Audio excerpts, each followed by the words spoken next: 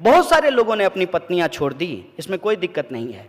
लेकिन जब आप गला फाड़ फाड़ के कहते हैं कि हम मुस्लिम महिलाओं को न्याय दिलाना चाहते हैं, इसलिए हम तलाक पे कानून लेकर के आए हैं, स्वागत है आपका। आप यदि मुस्लिम महिलाओं को न्याय दिलाना चाहते हैं, आप कानून लेकर के आए हैं, स्वागत है आपका। लेकिन उन महिलाओं का क्या जो बिना तलाक दिए ही जिनको छोड़ करके भाग गए हैं लोग, उनका क्या? और ये सवाल मैं क्यों उठा रहा हूं, आप मुझे बताइए कि वो इतने साल से राजनीतिक जीवन में हैं, ये पत्नी का सवाल कब उठ करके सामने आया है? जब चुनाव आयोग ने कहा कि यदि आप शादीशुदा हैं तो उस कॉलम को आप छोड़ नहीं सकते हैं, उस कॉलम को आपको भरना पड़ेगा। और ये क्या होती है? ये एंटी विमेन मानसिकता जो है, मैं उसके खिलाफ हूं और उससे जोड़ करके मैं देखता हूं, और उसको आप समझिए मैं कैसे देखता हूं। व्हाट्सएप पे आपके ऊपर मैसेज आएगा पत्नियों के खिलाफ, तमाम तरीके का मैसेज जो है वो आएगा, उसमें औरतों के खिलाफ और पत्नियों के खिलाफ आपको मैसेज मिलेंगे। अगर शादी इतनी ही बुरी चीज है, अगर शादी करने वाले सारे लोग खराब ही होते हैं, जो भी शादी करता है वो समाज में लूटता है और लूट मार मचाता है, तो मुझे बताइए गब्बर सिंह की तो शादी नहीं हुई थी, वो किसके लिए लूट रहा था? असल मुद्दा यह है कि जो शादीशुदा जिंदगी जीने वाले लोग हैं, अपने जो जीवन के जद्दोजहद में वो लगे रहते हैं, उस बात को डिमीन करने के लिए, उस बात को नीचा दिखाने के लिए और इस बात को बढ़ा चढ़ा करके स्थापित करने के लिए कि यदि हम शादीशुदा नहीं किए हैं तो हम बाय डिफॉल्ट ईमानदार हैं, क्योंकि हम किसके लिए चुराएंगे। और ये कोई मोदी जी की ही बात नहीं है, मैं आपको याद दिलाना चाहता हूं, जब अटल बिहारी वाजपेयी प्रधानमंत्री बने थे तब भी यही कहा गया था कि अटल जी किसके लिए चुराएंगे, क्योंकि उनको तो कोई है ही नहीं, वो शादी ही नहीं किए हैं। फिर मोदी जी के लिए यही बोला गया कि वो शादी ही नहीं किए हैं, वो किसके लिए चुराएंगे। और अब योगी जी के लिए बोला जा रहा है कि वो शादी ही नहीं किए हैं तो किसके लिए चुराएंगे। मतलब इस देश में जो लोग शादी कर लिया है वो सिर्फ और सिर्फ चोरी करता है। चंबल के जितने भी डाकू हैं वो शादीशुदा नहीं हैं, वो क्यों लूट रहे हैं ये मुझे समझा दीजिए। ये जो औरत के खिलाफ मानसिकता है, औरतों के खिलाफ जो मानसिकता है, हम उस मानसिकता के खिलाफ हैं।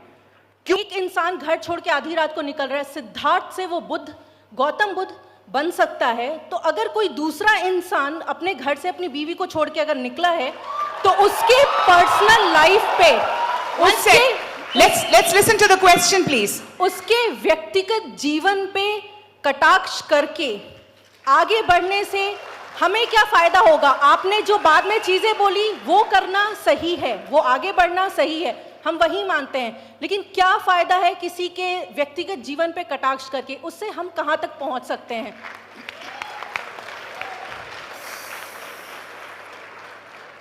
सबसे पहली बात तो बहुत बहुत शुक्रिया आपका, आपने कहा कि आप वहीं से हैं जहां से मैं हूं।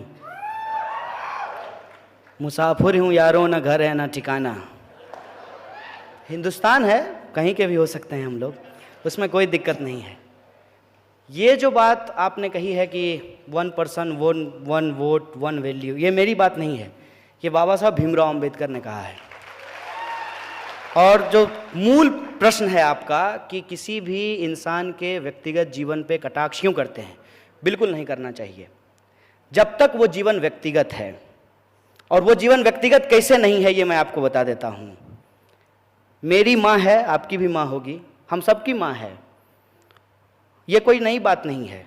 और हर किसी का अपना एक स्ट्रगल होता है, ऐसा नहीं है कि हम कोई बड़ा तीर मार दिए हैं और आप कुछ नहीं अपने जीवन में किए हैं। हर इंसान अपने जीवन में एक स्ट्रगल करता है, लेकिन जब उसका मार्केटिंग किया जाता है, इसको आप समझिए कि मार्केटिंग क्या होता है। मार्केटिंग ये होता है कि आप कितने भी नालायक क्यों ना हो, नोटबंदी के बाद अगर आपकी माँ 90 बरस की होगी तो आप उसको एटीएम के बाहर नहीं खड़ा करेंगे, ये मेरा भरोसा है। लेकिन अगर 90 साल की माँ को कोई अगर एटीएम के बाहर खड़ा कर दे तो ये व्यक्तिगत बात नहीं है, ये मार्केटिंग है, ये सार्वजनिक बात है।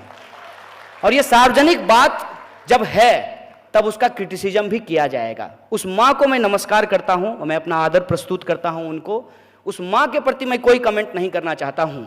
लेकिन जो नालायक बेटा है, उस नालायकी को छुपाने के लिए जब वो अपने माँ का इस्तेमाल करता है, तब हमको उस पर सवाल करना चाहिए, हमको सवाल पूछना चाहिए।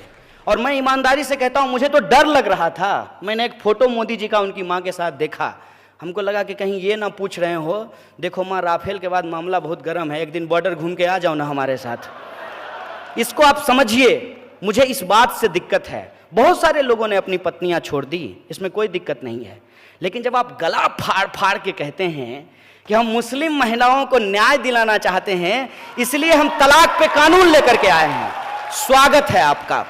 आप यदि मुस्लिम महिलाओं को न्याय दिलाना चाहते हैं, आप कानून लेकर के आए हैं, स्वागत है आपका। लेकिन उन महिलाओं का क्या जो बिना तलाक दिए ही जिनको छोड़ करके भाग गए हैं लोग, उनका क्या? और ये सवाल मैं क्यों उठा रहा हूं, आप मुझे बताइए कि वो इतने साल से राजनीतिक जीवन में हैं, ये पत्नी का सवाल कब उठ करके सामने आया है? जब चुनाव आयोग ने कहा कि यदि आप शादीशुदा हैं तो उस कॉलम को आप छोड़ नहीं सकते हैं, उस कॉलम को आपको भरना पड़ेगा। और ये क्या होती है? ये एंटी विमेन मानसिकता जो है, मैं उसके खिलाफ हूं और उससे जोड़ करके मैं देखता हूं, और उसको आप समझिए मैं कैसे देखता हूं। व्हाट्सएप पे आपके ऊपर मैसेज आएगा पत्नियों के खिलाफ, तमाम तरीके का मैसेज जो है वो आएगा, उसमें औरतों के खिलाफ और पत्नियों के खिलाफ आपको मैसेज मिलेंगे। अगर शादी इतनी ही बुरी चीज है, अगर शादी करने वाले सारे लोग खराब ही होते हैं, जो भी शादी करता है वो समाज में लूटता है और लूट मार मचाता है, तो मुझे बताइए गब्बर सिंह की तो शादी नहीं हुई थी, वो किसके लिए लूट रहा था? असल मुद्दा यह है कि जो शादीशुदा जिंदगी जीने वाले लोग हैं, अपने जो जीवन के जद्दोजहद में वो लगे रहते हैं, उस बात को डिमीन करने के लिए, उस बात को नीचा दिखाने के लिए, और इस बात को बढ़ा चढ़ा करके स्थापित करने के लिए कि यदि हम शादीशुदा नहीं किए हैं तो हम बाय डिफॉल्ट ईमानदार हैं, क्योंकि हम किसके लिए चुराएंगे। और ये कोई मोदी जी की ही बात नहीं है, मैं आपको याद दिलाना चाहता हूं, जब अटल बिहारी वाजपेयी प्रधानमंत्री बने थे तब भी यही कहा गया था कि अटल जी किसके लिए चुराएंगे, क्योंकि उनको तो कोई है ही नहीं, वो शादी ही नहीं किए हैं। फिर मोदी जी के लिए यही बोला गया कि वो शादी ही नहीं किए हैं, वो किसके लिए चुराएंगे। और अब योगी जी के लिए बोला जा रहा है कि वो शादी ही नहीं किए हैं तो किसके लिए चुराएंगे। मतलब इस देश में जो लोग शादी कर लिया है वो सिर्फ और सिर्फ चोरी करता है। चंबल के जितने भी डाकू हैं वो शादीशुदा नहीं हैं, वो क्यों लूट रहे हैं ये मुझे समझा दीजिए।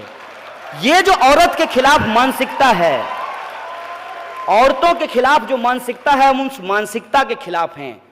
क्यों हम स्वीकार नहीं करेंगे, हमको बताइए। अगर हमने शादी की है तो कोई अपराध किया है क्या, कोई पाप किया है कि हम स्वीकार नहीं करेंगे कि हमने शादी की है?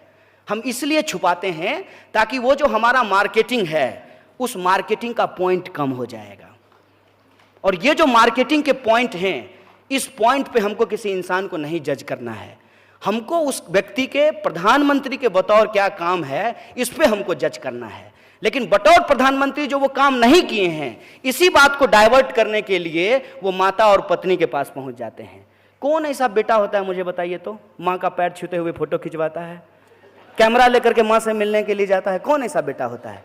इस बात को समझिए, मैं उस साजिश के खिलाफ हूं कि जब कोई इंसान अपनी जो हकीकत है उसका मार्केटिंग करके सवाल को गुमराह करने लगे, तो इस साजिश को हमको समझना चाहिए। और इस बात से मैं पूर्णतः सहमत हूं कि किसी भी व्यक्ति के व्यक्तिगत जीवन पे कटाक्ष नहीं करना चाहिए। मसलन कोई भी व्यक्तिगत जो बयानबाजी होती है व्यक्तिगत जीवन को लेकर के, उससे बचने का प्रयास करना चाहिए। लेकिन जरूरत इस बात की है कि वो बात व्यक्तिगत हो। सार्वजनिक जीवन में अगर कोई बात है तब उस पर बात बोली जाएगी।